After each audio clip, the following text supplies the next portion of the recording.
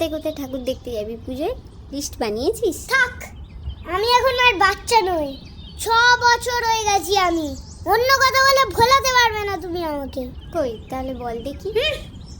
কোন প্রশ্নের উত্তর আমি দেবো না। আমার এক্ষুনি 8টা জামা চাই, নাহলে আমি ভাত খাবো না। আমার তাতে বই গেছে, না খাবি না খাবি, আমার কি?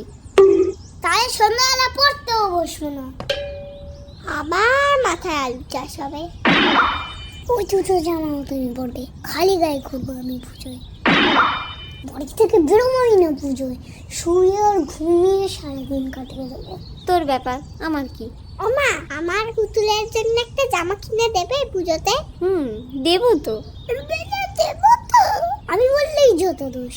ওমা, তোমার ঠ্যাং চালো, এই নাও হাত পাকা। সেই তুই ছাগলের মতন ম্যামা করছিস, দে হাত পাকাটা। ওমা, চুপচাপ জামা প্যান্ট ছেড়ে খেতে বস, ভাত বাড়ছি।